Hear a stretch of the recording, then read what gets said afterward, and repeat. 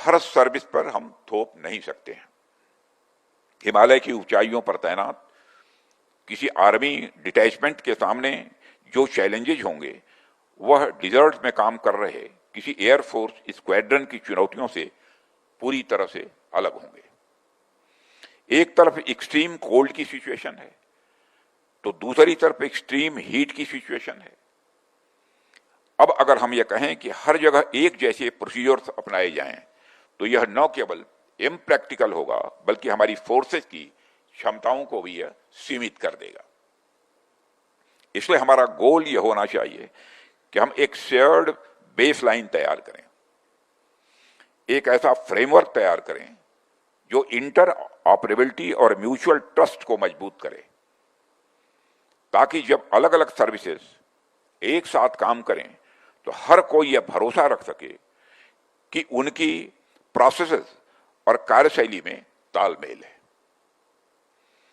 और यह shared baseline कैसे बनेगा, इसकी क्या रूपरेखा होनी चाहिए, इन तमाम मुद्दों पर आप सभी अफसर बैठकर ब्रेन स्टॉर्मिंग करेंगे, ऐसा मेरा विश्वास है। मैं इतना कह सकता हूं रक्षा मंत्री होने के नाते कि रक्षा मंत्रालय से जिस भी सहयोग की आवश्यकता होगी हर तरीके से मिनिस्ट्री आपके साथ कोऑपरेट करेगी। इस दिशा में आगे बढ़ना मैं मानता हूं कि यह समय की जरूरत है और मुझे पूरा विश्वास है कि आप तीनों ही सेनाओं, कोस्ट गार्ड, बीएसएफ और डीजीसीए के बड़े अधिकारी इस ओर प्रयास कर ही रहे होंगे और आगे भी इसे तेजी से आगे बढ़ाएंगे। साथियों, यह स्वाभाविक सी बात है कि जब हम ज्वाइंटनेस की ओर बढ़ रहे हैं तो कई प्रकार की चुनौतियां भी हमारे सामने स्वाभाविक रूप से आएंगी ही।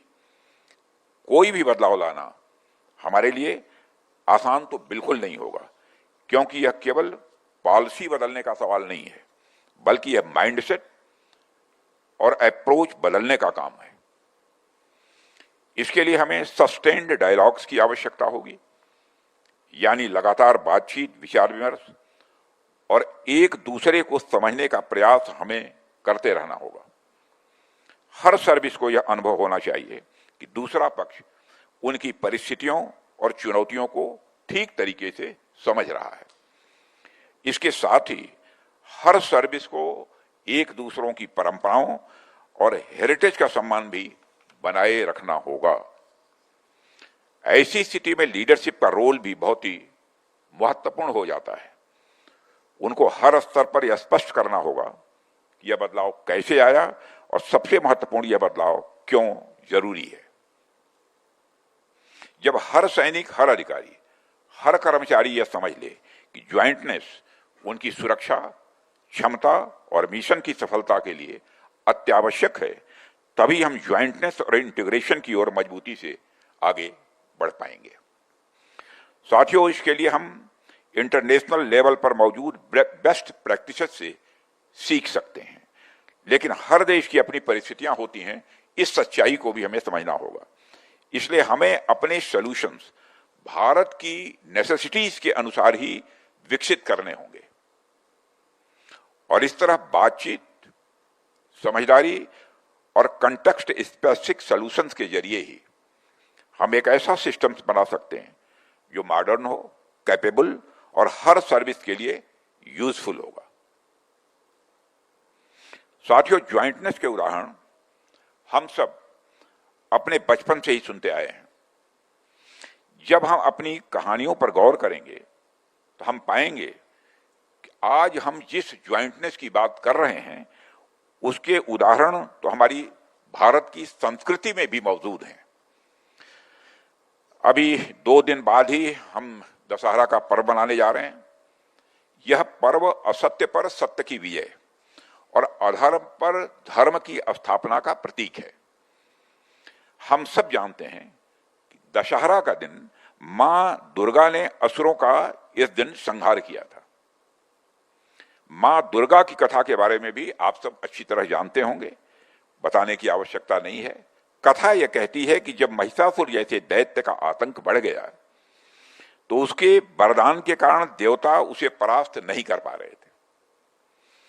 देवता जब उससे लड़ नहीं पा रहे थे तब देवताओं ने शक्ति का आवाहन किया देवताओं ने सोचा कि अगर सब देवताओं की शक्तियां मिल जाएं, सभी देवताओं की शक्तियां एक हो जाएं, तो ही यह संकट समाप्त हो सकता है, अथवा इस संकट पर हम विजय प्राप्त कर सकते हैं। फिर सभी देवताओं की ऊर्जा, उनका सामर्थ्य और उनका तेज एक साथ समाहित हुआ और मां दुर्गा के रूप में एक नई शक्ति का प्रकटीकरण हुआ। उनके त्रिशूल में भगवान शिव की शक्ति थी, उनके सुदर्शन चक्र में भगवान विष्णु का सामर्थ्य था, उनके वज्र में देवराज इंद्र की शक्ति थी। ऐसे ही उनके हर अस्त्र शस्त्र में अलग अलग देवताओं की ऊर्जा समाई हुई थी। मां दुर्गा इसी सीमलेस इंटीग्रेशन और ज्वाइंटनेस का एक सर्वोत्तम प्रतीक है, ऐसा मैं मानता हूं। जब यह संयुक्त शक्ति प्रकट हुई, तब महिषासुर जैसे अराजक और विध्वंसकारी बल का जाकर अंत हुआ था। और यह कथा हमें यह संदेश देती है, जब चुनौतियां बड़ी हों, जब संकट असाधारण हो, तब कोई भी शक्ति अकेले पर्याप्त नहीं हुआ करती है। लेकिन जब अलग अलग क्षमताएं, अलग अलग शक्तियां अपनी विशेषताओं को बनाए रखते हुए किसी लक्ष्य के लिए एक हो जाती हैं, तब वह शक्ति अजेय हो जाती है, तब वह शक्ति अपराजेय हो जाती है। आज हमारी तीनों सेनाओं के लिए भी यह कथा मैं समझता हूं उतनी ही प्रासंगिक है।